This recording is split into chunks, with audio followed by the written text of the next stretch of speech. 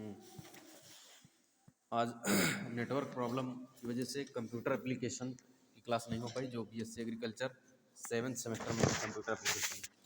तो सबसे पहले स्टार्टिंग से बात हो रही थी कि सिलेबस की बात हो रही थी, और सिलेबस के बाद क्लास स्टार्ट होनी थी।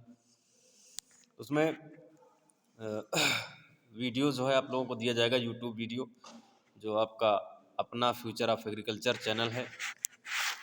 तो इसमें सिलेबस की बात हो रही थी। सिलेबस में आपकी बेसिक इन्फॉर्मेशन है।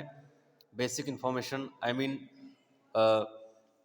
Types of computer and full form of the computer and uses of computer. Computer का किन किन क्षेत्रों में यूज होता है, कहाँ कहाँ पर इसका उपयोग किया जाता है, ये था।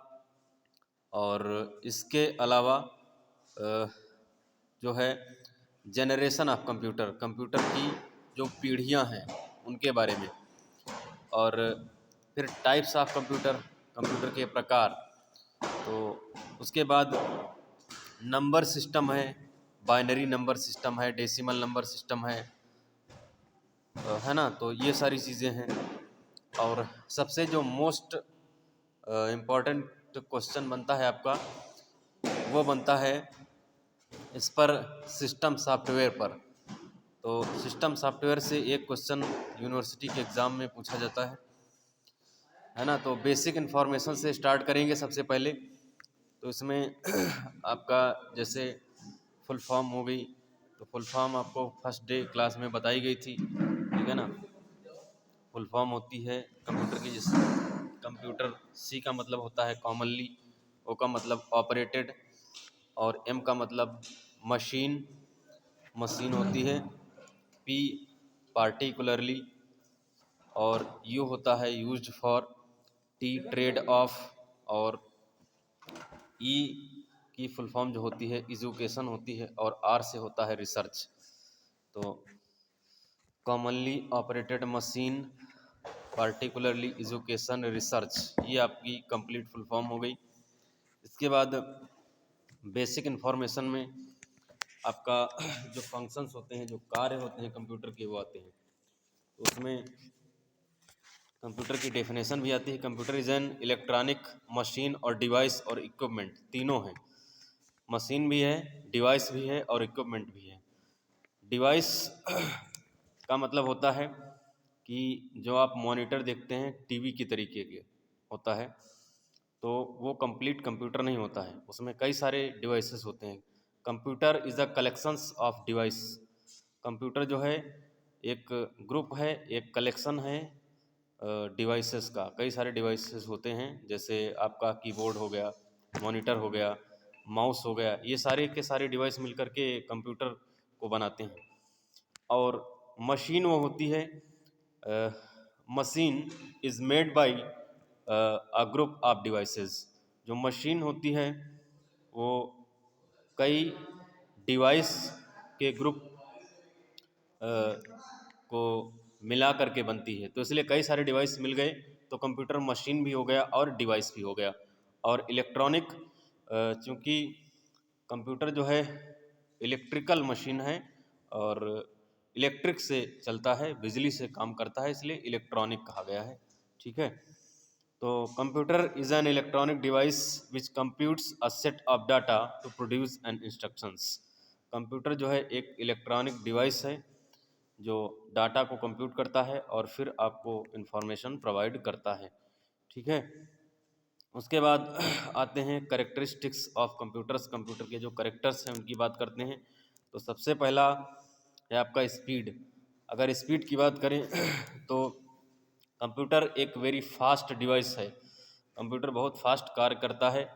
अगर कैलकुलेटर की तरह बात करें तो जब वो नंबर्स को काउंट करता है तो बहुत फास्ट काउंट कर देता है। इतनी आसानी से हमारा ब्रेन, मनुष्य का ब्रेन काउंट नहीं कर सकता है।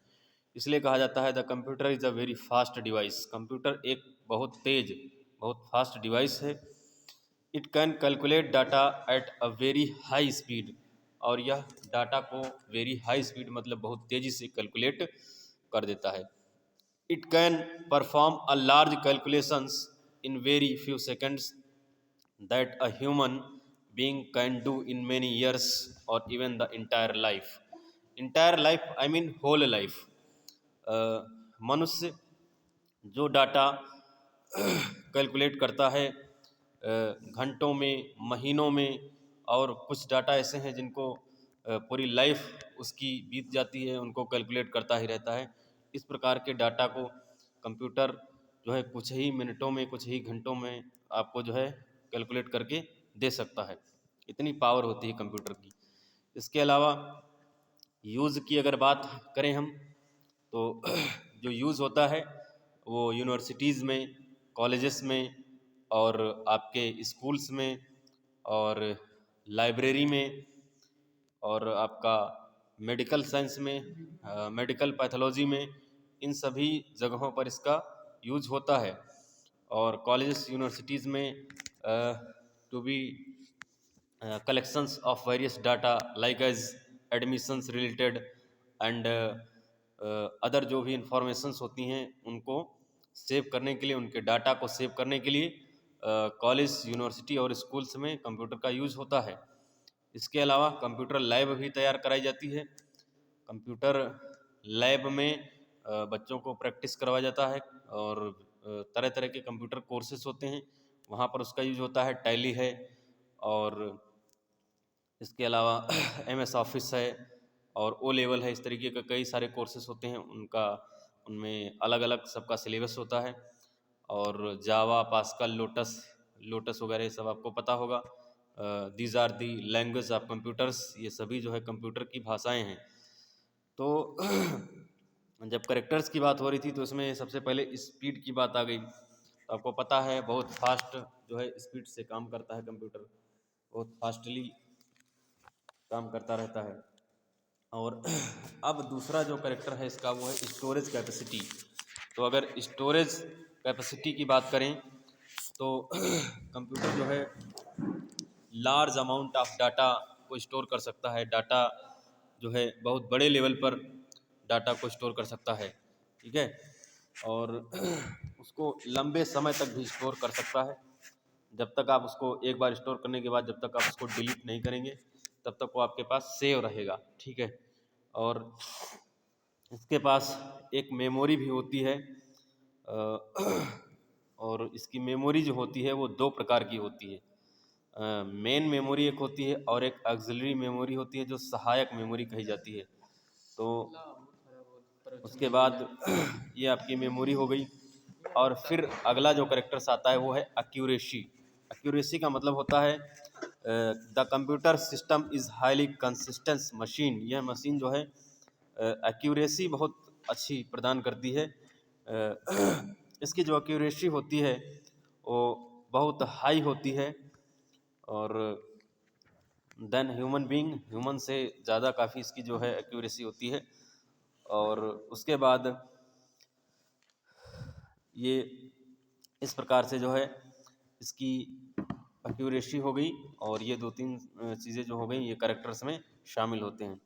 अब अगर बात करें कि कंप्यूटर के हिस्ट्री की, तो हिस्ट्री जो है अगर हम पहले समय की बात करें, पुराने समय की, तो in the previous era with the growing development of human being, जो पहले जो चीज़ें थीं, जो पहले का मनुष्य था, वो अब की अगर बात करें तो पहले से अब तक के धीरे धीरे प्रोग्रेस करता हुआ आ रहा है। और जो है growing and development of human being, जो मनुष्य है वो उसने अपने अंदर काफ़ी ग्रोथ कर लिया है। और there was the requirement of any calculating device. तो ग्रोथ करने के कारण जो है मनुष्य को जो कैलकुलेटिंग या कैलकुलेटर डिवाइस जो चीज़ें हैं, जो किसी चीज़ को काउंट करना है तो काउंट करने के लिए वर्तमान समय में किसी न किसी डिवाइस की आवश्यकता पड़ती है।